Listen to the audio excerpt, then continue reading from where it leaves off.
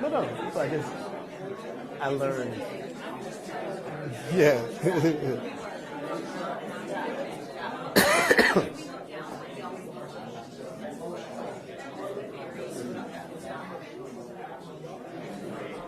Were you in town this weekend? Trying to get my life. I mean, I've been on the road. I mean, same. Like I just literally want to hire someone for laundry. Like, that's it. I can, but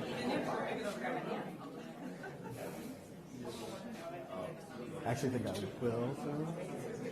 After the 8 loads yesterday, I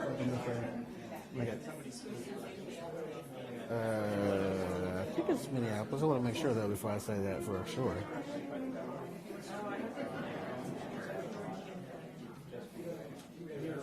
Let's see.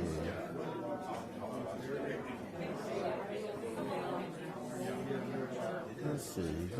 Google says St. Paul. According to Google.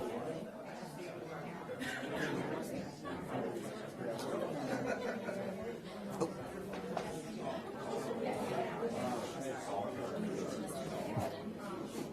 Just go in, let the doors open, and let everyone. There's like 100 people. Oh, I mean, this is just super tiny room. Like this. Right. Yeah. This is what you use when you don't have news. Not when you have news. Like, no, but it's just small. And if you didn't show up early, you're in trouble. Yeah,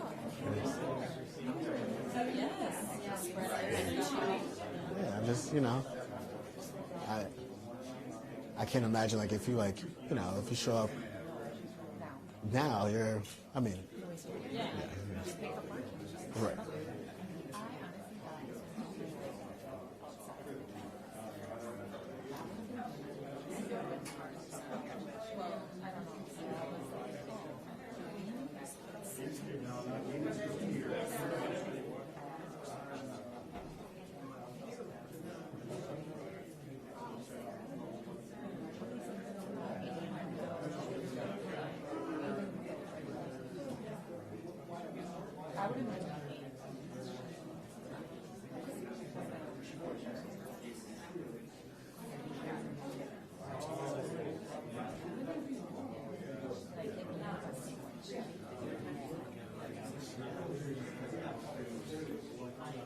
Did you see the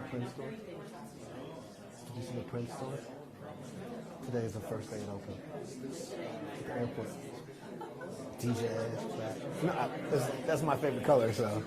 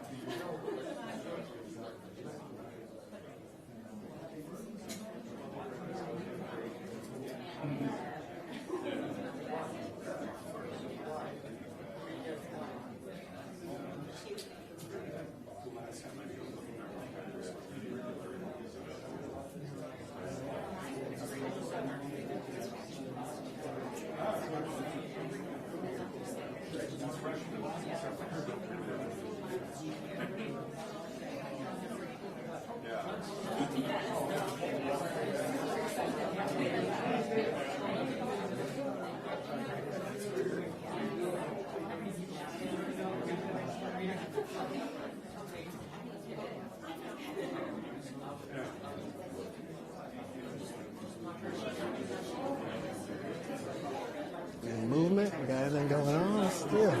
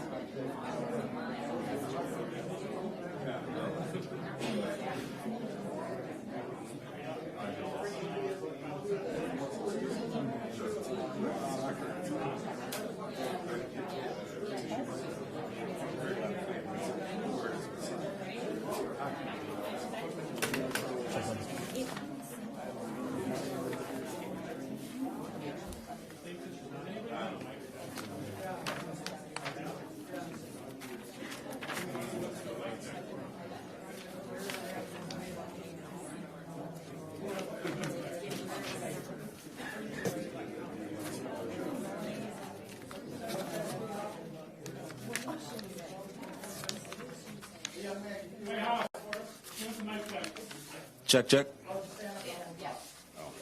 Hello, what's up? How are y'all doing today? Doing good? Good weather? It's kind of hot, but prefer that over the snow, right? Want me to sing? Kidding. No. All right.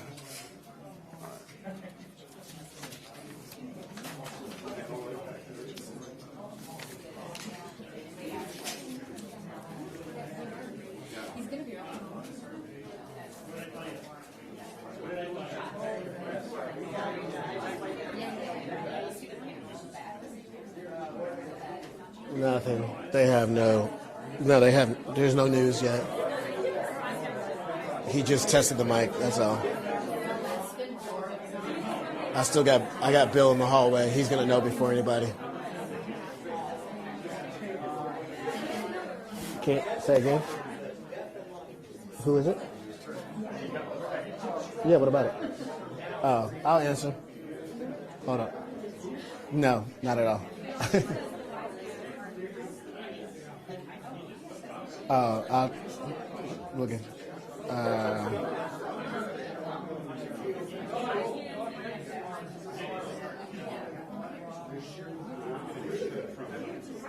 Check your emails earlier.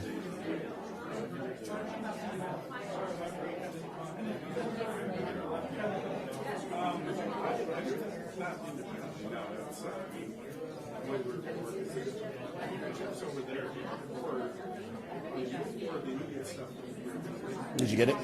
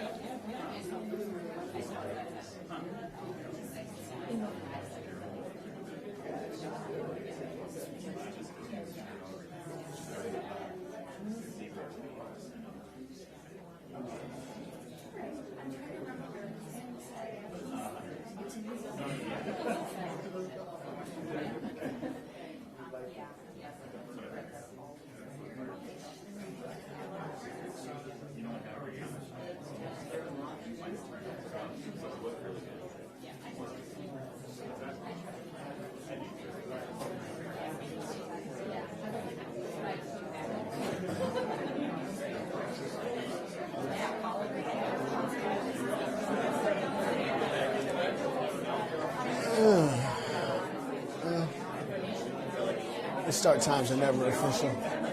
Oh, I know. We're all wondering.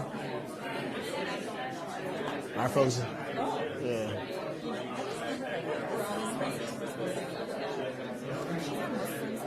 No, that's fine. I mean, we have it. I mean, I get it. I get it. I get it. But 15 is. No, I mean we're doing it live as soon as it happens. So I mean we have no. We're all in. Don't worry, you're all in the camera. So, yeah, well, you're sitting in the front row. So as you think about that.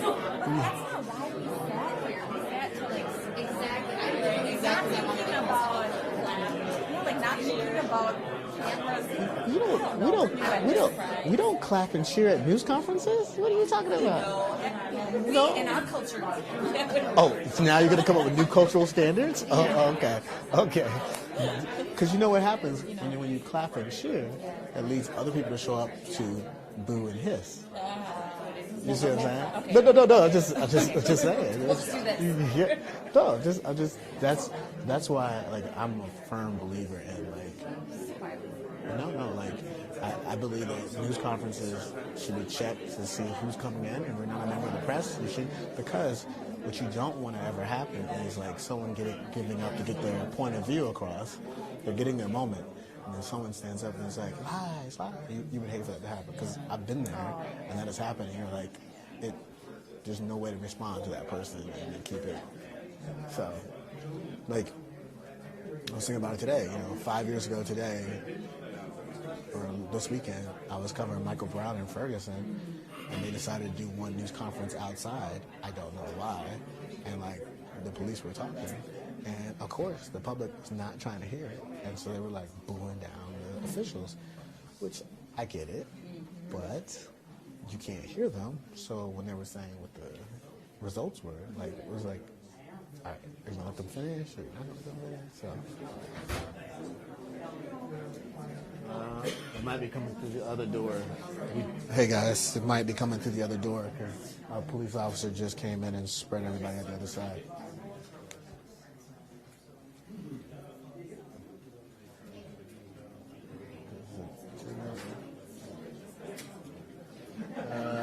Looks like they're coming right now. Coming right now.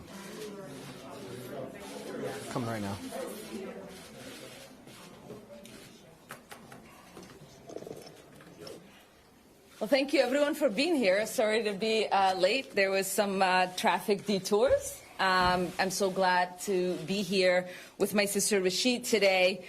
Today we're here to highlight before I actually start, we were supposed to have a couple of the other speakers. Are they in the room? Do you want to join us? Please come up. How are you? Thank you for coming. Thank you for everything. Well, thank you. Thank you. Yes. Thank you for speaking up.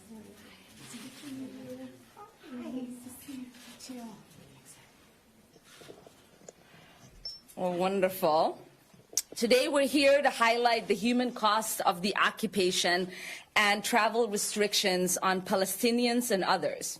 As many of you know, I had planned to travel to Israel and Palestine to hear from individuals on the ground about the conflict so that I could be more informed as a member of Congress and as a member on the Foreign Affairs Committee. Contrary to many media reports and the statements of the Israeli Prime Minister, I plan to meet directly with members of the Knesset and Israeli security, along with Palestinian civil society groups, former IDF soldiers, Israel, Palestine, and international organizations and United Nations officials. Leading up to the trip, I met with constituents holding a wide range of views on the conflict. All the activities on my trip had been done by members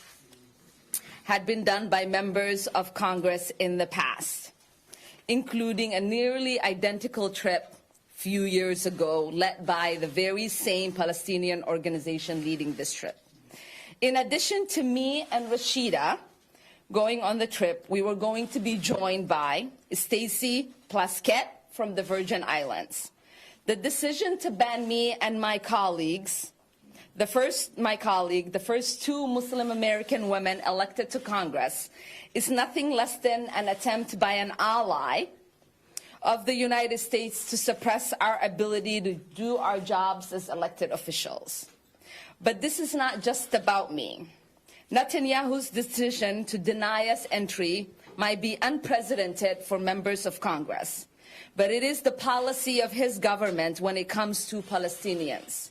This is the policy of his government when it comes to anyone who holds views that threaten the occupation, a policy that has been edged on and supported by Trump's administration. That's because the only way to preserve unjust policy is to suppress people's freedom of expression, freedom of association, and freedom of movement. My colleague and I are not the only ones who are being denied the right to see for ourselves the reality on the ground on the West Bank. The Netanyahu government, for example, is currently trying to deport Omar Shakir, a human rights worker with Human Rights Watch, because he has reported on human rights conditions in the West Bank and Gaza. Last year, the Netanyahu government refused entry to American citizen Catherine Frank and my friend Vince Warren, who had arrived on a human rights mission. All of these actions have do nothing to bring us closer to peace. In fact, they do the opposite. They maintain the occupation and prevent a solution to the conflict.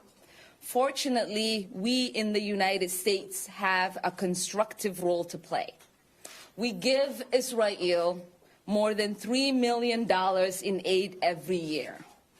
This is predicated on their being an important ally in the region and the only democracy in the Middle East. But denying visit to duly elected members of Congress is not consistent with being an ally, and denying millions of people freedom of movement or expression or self-determination is not consistent with being a democracy. We must be asking, as Israel's ally, the Netanyahu government stop the expansion of settlements on Palestinian land and ensure full rights for Palestinians if we are to give them aid. These are not just my views. These are the views held by the range of experts, peace advocates on this issue. We know Donald Trump would love nothing more than to use this issue to pit Muslims and Jewish Americans against each other. The Muslim community and the Jewish community are being othered and made into the boogeyman by this administration.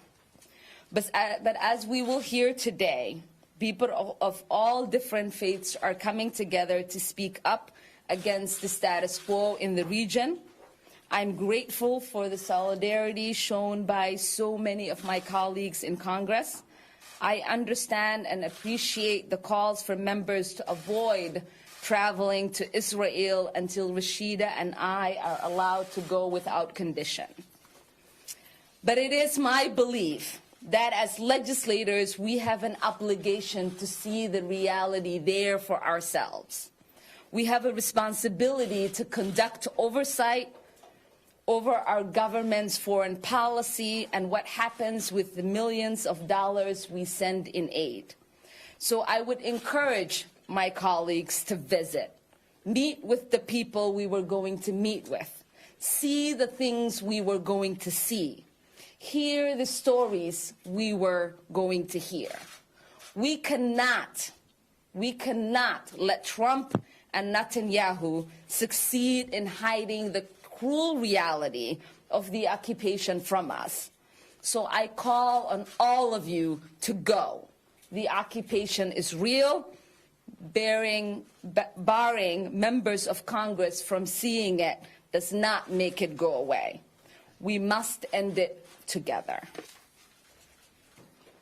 Now, it's with honor that I introduce my sister, Rashida Tlaib, who has been so brave and resilient, and someone who has deep connections to the region, and someone who I would have loved to have met her city. Rashida Tlaib.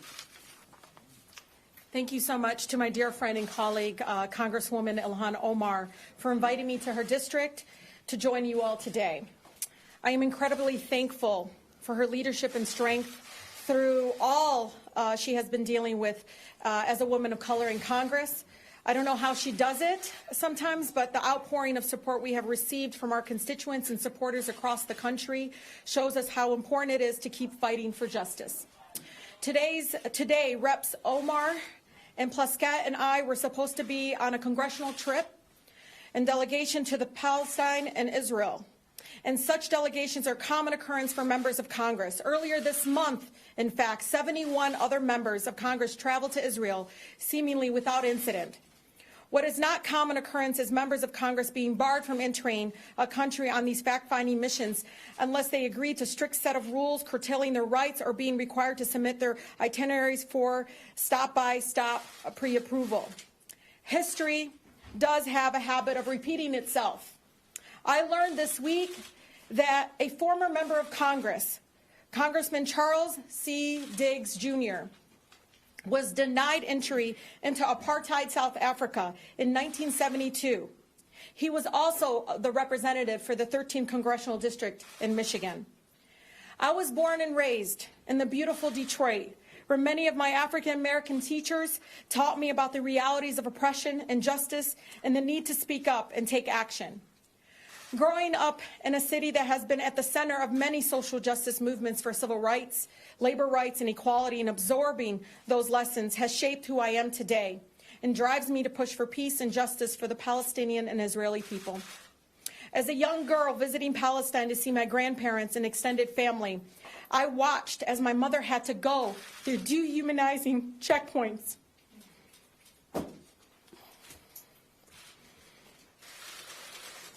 Even though she was a United States citizen and proud American, I was there when my city was in a terrible car accident, and my cousins and I cried so she could have access to the best hospitals, which were in Jerusalem. I remember shaking with fear when checkpoints appeared in the small village of Bet Or el-Foka, tanks and guns everywhere.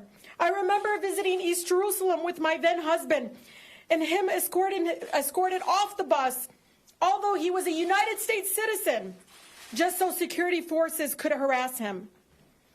All I can do as my city's granddaughter, as the granddaughter of a woman who lives in occupied territory, is to elevate her voice by exposing the truth the only way I know how. As my Detroit public schools teachers taught me, by humanizing the pain of oppression. Our delegation trip included meetings with Israeli veterans who were forced to participate in military occupation. They also desperately want peace and self-determination for their Palestinian neighbors. They could have shed light into injustices of raids, shootings, demolitions, and child detention. The delegation would have seen firsthand why walls are destructive, not productive. They could have asked the people in Bethlehem how walls cut people off away from economic opportunities, from a way to live, and do psychological damage that lasts forever. All I can do as her granddaughter is help humanize her and the Palestinian people's plight. I know that when we can finally see them as deserving of human dignity, everyone who lives there will be able to live in peace. It is unfortunate that Prime Minister Netanyahu has apparently taken a page out of Trump's book, and even direction from Trump to deny this opportunity. And yes, while folks are shocked that this happened to us, but today we will hear from folks who will help show the reality for many who have been barred from going into Israel, not to be even able to reach the Palestinian people. They are fellow Americans who cannot visit their families or their loved ones. They should be all of us should be deeply disturbed. All of us Americans should be deeply disturbed. And with that, I then thank you so much to my colleague, Congresswoman Ilhan Omar, for helping humanize the Palestinian people. Thank you, Rashida. Next, we will hear from Lana Barkawi, Palestinian American and a Minnesota resident who has never been able to return to her family's homeland of Palestine. Thank you, Ilhan.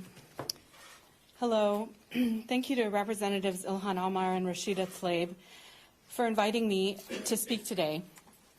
I was asked to share some of my personal story. I'm Lana Barkawi. I'm the daughter of Palestinian immigrants to this country. I live in Minneapolis with my husband and my 2 children, and although I am Palestinian, I have never been able to visit Palestine. My story is like that of so many people who live in the diaspora caused by the occupation of Palestine by Israel. Palestine is a home I have never seen, and one that I long to see.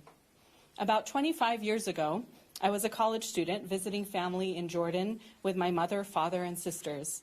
We were considering taking a side trip to visit the occupied West Bank, a visit that would include seeing for the first time my father's family's village called Burqa, a small town near the city of Nablus. Burqa, it's the word at the heart of my last name, Barkawi. We are the people of Burqa. Incidentally, this is such a common Palestinian thing that no matter how long your family has been living in exile, your Palestinian identity is strong. Other Palestinians you meet will want to know, what town is your family from? Are you able to visit? If you can go, you should. It's beautiful. Implicit in these questions is a longing for our people to know our homeland and a hope that we can someday return. Back to that summer 25 years ago, ultimately we did not attempt to visit Palestine. As I mentioned, we were in Amman, Jordan, and we would have tried to cross into the West Bank at a bridge crossing that spans the Jordan River. Until under Israel's laws, the decision to allow or to deny our entry would have been made by a heavily armed Israeli soldier. We would have been at their mercy, making ourselves vulnerable to the occupying state of Israel. Ultimately, we did not attempt to visit. And I have to say I was quite disappointed at the time. I was a college student, reckoning with my identity, trying to reconcile everything I knew about my loving family and our close-knit community of Palestinian and other Arab friends in the United States. Balance all of that against the menacing images of Palestinians I constantly saw on the news and in Hollywood. I wanted so badly to visit Palestine and see it all for myself. It was my parents' decision not to attempt the visit, not to attempt to enter Israel. My father talked about our safety. He did not want to put me and my 2 sisters in harm's way. We knew the stories about what happens to Palestinians when they attempt to enter Israel, the indignities and the fear that Israeli soldiers have the power to put them through. Since that summer, I have come to understand that decision of my parents in a deeper way, that beyond the truth of their concern for our safety, there was a more fundamental truth. My father could not bring himself to be in a position where an Israeli soldier is a person in control of his entry into his homeland. There is an enduring trauma that he and my mother live. They live in exile from Palestine, from Burqa, and from my mother's family's ancestral home in Jaffa. And to have the decision of our entry in the hands of an Israeli soldier was too great a psychic anguish to bear. This pales, of course, in comparison to the brutal life under occupation that millions of Palestinians face on a daily basis. Representative Omar is my congresswoman, and I am indebted to her and to Representative Tlaib for having the courage to bring the cruel and racist occupation of Palestine by Israel into the national conversation. The dispossession and displacement of Palestinians is a human rights issue. It's an issue of injustice, of justice. As U.S. citizens, Representatives Omar and Tlaib should be free to visit Israel, a country that calls itself a democracy, to learn for themselves how the United States' annual military and financial aid of $3 billion are spent. They should be free to defend U.S. citizens' rights to financially resist Israeli policies by participating in the peaceful boycott, divestment, and sanctions movement, a movement inspired by the effective campaign that dismantled the apartheid system in South Africa a few decades ago. Representative Tlaib should be free to visit her elderly grandmother, her Siti.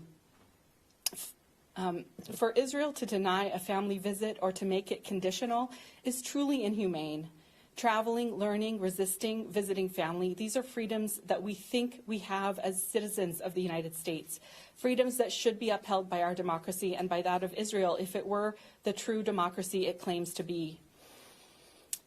In my day-to-day life, I have the privilege to work with Arab and other Southwest Asian and North African artists, poets, and filmmakers, making space for their necessary work in a culture that is preoccupied with marginalizing and silencing our community. I'd like to end by reading a poem by the Palestinian-American poet Lina Khalaf Tufaha. Upon arrival, you will need to state the reason for your visit. Don't say, because I want to walk down old roads and caress stone walls the color of my skin. You will need to state the reason for your visit. Don't say, because olives are ready for harvest and I will coax the fruit from the trees, press it into liquid gold. You will need to state the reason for your visit. Don't say, because my parents' house still sits empty on a bluff overlooking the sea, the green shutters my grandfather had just painted remain sealed shut, and the army listed the property's owners as absentees. You will need to state the reason for your visit. Don't say, because I am carrying prayers in my suitcase for a people who wait, and I'll unfold them, embroidered linens of verse, and spread them out across the land. Thank you.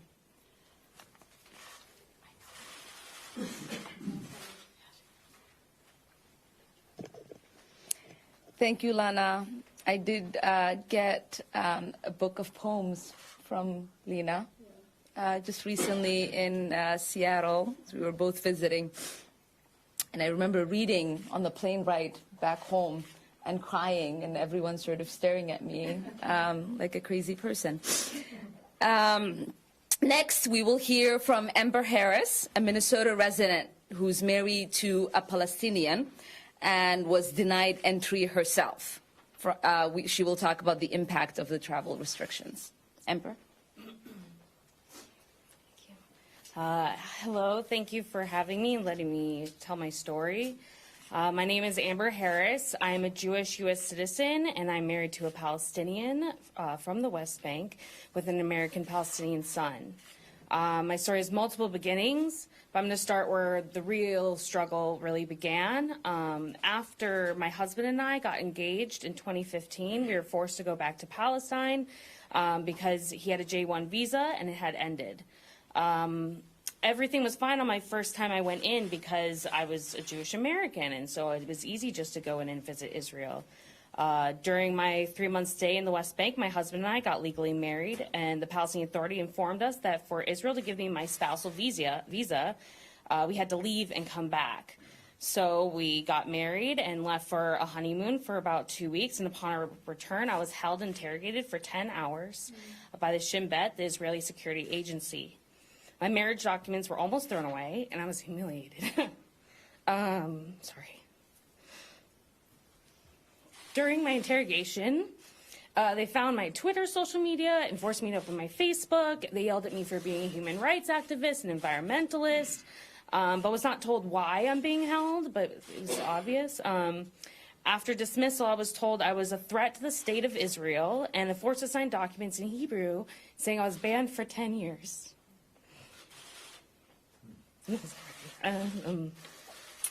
Because my husband was not allowed to come with me back to the U.S. because of visa stuff, he couldn't get a visa, I was forced to say immediately goodbye to him, turn around at the border, and go back to the U.S., not knowing when I'd see him again. But because I am privileged, I have access, and we were able to get a Jewish Israeli lawyer. It took about 4 months to help us get a solution to this, and basically they came back and said that I can attempt to come back they would want to reinterrogate me, confiscate and search all of my belongings, my electronics, open my social media, and asked for a security deposit. They might ask for a security deposit averaging 10,000 to 22,000 USD, which they would give back if I left. We were forced to borrow money from my family, which is a privilege within itself. And I returned again and was held in the Albany Bridge for 6 hours and eventually spoke again to a Shin Bet officer. He taunted me, trying to figure out, asking me why I was banned, and I didn't know because I wasn't told, my lawyer was never told. He eventually said it was because I participated in violent riots and protests. I was confused and trying to figure out where he was coming from, but he shushed me and told me that I'm going to be allowed into the West Bank this time, but I'm under surveillance, and I believe them. So I was allowed, but I was not allowed into Israeli proper. I was only allowed into West Bank, so it was West Bank only visa. And the only conclusion I can come up with all of this is that they were punishing me for my activities in the protests of Ferguson, Missouri. I was punished for the freedom of speech in my own country. And since then, I have faced hurdles and restrictions in entering the West Bank and getting my visa. And I want to make this clear that my story is not unique. Representative Rep. Omar, Rep. Tlaib, Lana's story, and so many were not unique.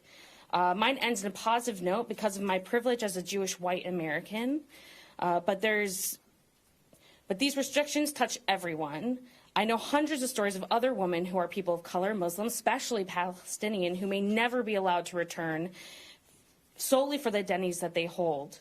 Israel is denying U.S. citizens for their race, religious beliefs, ethnicity, and ultimately for the political activity within the U.S. The time is now for us all to stand up as Americans for our fellow citizens being denied basic human international rights based on freedoms that exist within our country. I want to thank Rep. Omar and Tlaib for giving us this opportunity, for speaking out and being strong, because it's people like them and actions like these that make a future that my Palestinian son can return and will always have a home to return to. And thank you for letting me tell my story.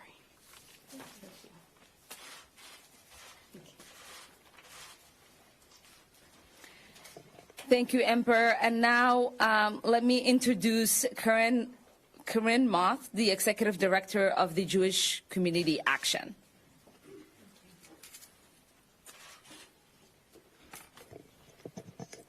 Thank you. My name is Karen Ruts, and I'm the Executive Director of Jewish Community Action. We organize Jews statewide here in Minnesota for racial and economic justice. As Jews around the country in places like Michigan and New York and South Carolina are organizing alongside other communities for immigrant rights, for criminal justice reform, for access to health care and affordable housing, right here as Americans, we recognize that our identities have been weaponized to other us, to divide us from our likeliest allies, and to weaken our collective movements for justice. We recognize and resist the way that our community's values and diversity have been flattened and erased by a president and administration who seek only to use us as pawns in attacks against his political opponents. Our community has been used as a tool by those pretending to be concerned with our safety to undermine the solidarity that we know is needed in order to achieve justice.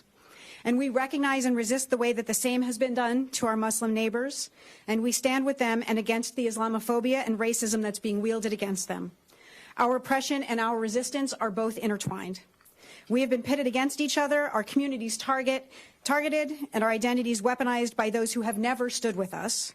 We have been dehumanized in service of a white nationalist agenda, and our greatest power in resisting that is in our solidarity.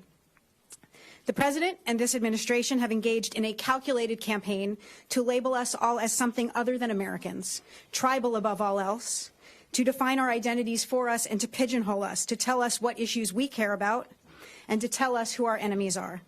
While defending the actions of neo-Nazis, while running ads and raising money with anti-Semitic language, while lifting up the leadership of members of Congress who actively target us, they want to co-opt our freedom, define our oppression, and then use it to turn us against each other. But we will not turn away from one another. We will stand together, not just for our own safety and survival, but in pursuit of justice and peace everywhere. Thank you. Thank you, Karen. And lastly, we will hear from Rosa DeLuca from the If Not Now movement. Rosa. So much.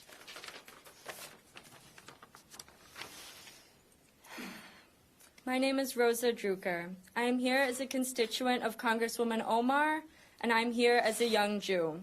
My Jewish values call me to defend the freedom and dignity of all people. It is because of these values that I organized with If Not Now, a movement of American Jews working to end our community's support for the Israeli military occupation over millions of Palestinians. The situation may be complex, but it is not complicated. The occupation is a daily nightmare for those who live it and a moral disaster for those who support it. What we saw this past week demonstrates Israel's desperation to hide the realities of the occupation from us. Palestinians are denied access to medical care, education, economic opportunity, and freedom of movement. The Israeli government receives billions of dollars from the U.S. annually to enforce this cruel regime. When the Israeli government denies entry to our democratically elected members of Congress, they show us that they have something to hide. When American politicians try to silence Ilhan Omar and Rashida Tlaib, they are complicit in supporting the occupation. When political leaders peddle hate and sow mistrust, it impacts us right here in Minnesota, where we have seen an increase in hate crimes. When the political right tells Jews to fear progressive leaders like Ilhan Omar and Rashida Tlaib, they are weaponizing anti-Semitism for their own gain. I refuse to let my Jewish identity be used as a tool to incite Islamophobia. I reject the narrative that anti-occupation means anti-Jew. All of us should demand human rights for Palestinians. I stand by my Congresswoman in demanding accountability from the Israeli government. I stand by her in the face of racist Islamophobic attacks by those who seek to pit my Jewish community against Muslims. That strategy will not work. We know that the real threat to our communities is white nationalism. The same ideology that motivates anti-Semitism motivates Islamophobia. It is only by standing together against these attacks that we can build a better world. Thank you so much. Thank you, Rosa. And thank you all for being here in solidarity with us. I think before we open up for questions, I just wanted to say what often gets lost in this conversation is the fact that our work in uplifting all marginalized voices is historically documented. And, you know, there isn't really anyone here that we have not done work with. And Rashida talks about the beautiful Detroit community that she represents. The beautiful blackest city, but I also represent Minneapolis, the heart of every progressive movement. And we did start the labor rights movement. I just want you to know. We died for the labor rights movement. Right. That's right. I'm just saying. And so it is just such an honor to be not serving with you only because we are the first two Muslim women to serve, but because we also represent people who understand and value this particular fight we are waging on behalf of all of oppressed people around the world. So we'll take a few questions. We have to get to a town hall in a little bit, so. Representative Omar, what's the reaction from your district? In particular, you do represent a number of synagogues, too. The reaction in my district has been an overwhelming outcry and condemnation of the particular action that's been taken by the Netanyahu administration and the urging of our president. I mean, people really are appalled in many ways. People feel like when you are a United States citizen, forget the fact that we are members of Congress. When you are the United States citizen, that your president, your ambassadors, your State Department works on your behalf. They defend you and fight for your right to freedom of speech, to freedom of movement, and to have an administration and a president and an ambassador that is not doing that puts fear in many people's hearts. They can't trust if they found themselves abroad or were thinking, someone was refusing them a visa, that their country would fight for them. Rashida earlier talked about Congressman Diggs, who was denied a visa to enter a then apartheid South Africa. The United States government, our ambassador, our State Department, our president fought to make sure that he got that visa, and he did go. And so for us, this isn't, right? Everything is beyond us, and there are a lot of people who currently feel like what is taking place is going to have a larger impact on them. You've heard from Jewish members of my constituency. We had a really wonderful meeting before I took my trip to get an insight of what kind of questions they wanted me to ask, what they were interested in me learning, and how they wanted a check back in to happen after I'd returned. And we've heard from almost every single Jewish organization here in my district who've issued statements. Many of the Jewish leaders in my district and in Rashida's as well have been raising their voices. Many of our Jewish colleagues in Congress have reached out and have issued a statement in condemnation. This is not This is not an issue where there are some people who agree with this action that's being taken. Everyone understands, as duly elected members of Congress who do appropriation, who are taking a vote in regards to what our foreign policy looks like in that region, that we should have access to see it for ourselves. And many of my colleagues and constituents from the first day I got elected have been urging me to go see things for myself, to reserve judgment until I did. And this is what we were embarking on, and we don't get to have that opportunity at the moment. For both of you, there's been a lot of conversation about the group that you guys were going over there with. Can you two both address the idea there was some people who were upset about the group that you decided to travel over there with? Yeah, that's a really good question. We had our colleagues that are senior members, some of them have served multiple terms, actually told us about the organization, and because we asked, we're not the ones who chose the organization, a U.S. foundation, a U.S.-based sponsor organization chose it.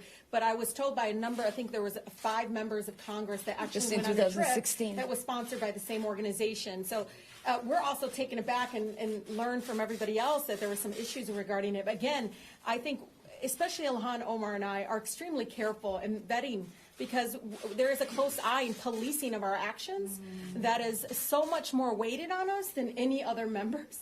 And so we're very careful. But when, members from the Congressional Progressive Caucus that both she and I are extremely active in have gone to a similar trip, almost similar agenda, we're as taken aback as you are that people are now questioning that. Yeah. I think these are just distractions into the fact that this had nothing to do really with the agenda or these other issues, because members of Congress have many of these organizations, including Breaking the Silence, Amnesty International, a number of these organizations, ANIRA, these are all incredibly great international organizations, both run by Israelis and Palestinians together, that were both meeting with us. I think the focus is there's hiding of the truth and hiding that the occupation is happening, and they knew us setting foot there would basically bring attention to something that many of us feel is very much against international human rights. Representative Tlaib, you signed a letter agreeing to abide by Israeli restrictions if they allowed you to see your grandmother. After they approved that request, why did you change your position? I spoke to my family, and I think my grandmother said it beautifully when she said, I'm her asfur. Asfur in Arabic means her bird. And she said, I'm her dream manifested. I am her free bird. So why would I come back and be caged and bow down when my election rose her head up high, gave her dignity, for the first time. And so through tears, at 3 o'clock in the morning, we all decided as a family that I could not go until I was a free American United States Congresswoman coming there not only to see my grandmother, but to talk to Palestinian and Israeli organizations that believed that my grandmother deserved human dignity as much as anyone else does. So it is something that I struggled with, and I talked to Sister Ilhan Omar a little bit about it. There's a piece of you that gets broken, especially when I grew up here. And I grew up in the most beautiful, blackest city in the country where you don't let anybody tell you you're less than or humiliate you solely based on your faith or your ethnicity. And as a United States Congresswoman, I could not do that to my grandmother. And what I tell Rashida all the time is that you don't ever allow people to enjoy your tears. She says, stop giving your tears. I say that all the time. There are so many people invested in our pain, in our struggle, in seeing us broken. Seeing us bow down. And the one thing that is important to me more than anything as we fight for the most marginalized people is that we have our internal liberation carry us to external liberation. And there is no way. No, I told Rashida, before you send that letter, you should have called me. There is no way that we are ever going to allow people to tear us down, to see us cry, not, out of pain, to ever make us feel like our certificate is less than theirs. So we are going to hold our head up high, and we are going to fight this administration and the oppressive Netanyahu administration until we take our last breath. Thank you all. Have a great day. Thank you.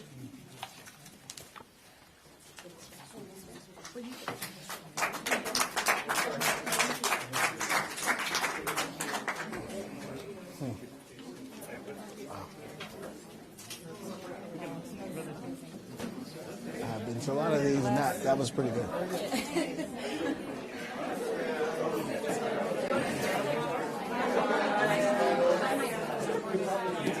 How are you? Good to see you as well. I saw this earlier. I was like, this. I wouldn't see it the last time. This is brand new. I'm 6 weeks away. Wow, how do you feel? Congratulations. I didn't like the last time. This wasn't here, right? When was the last time? I almost feel like it was winter.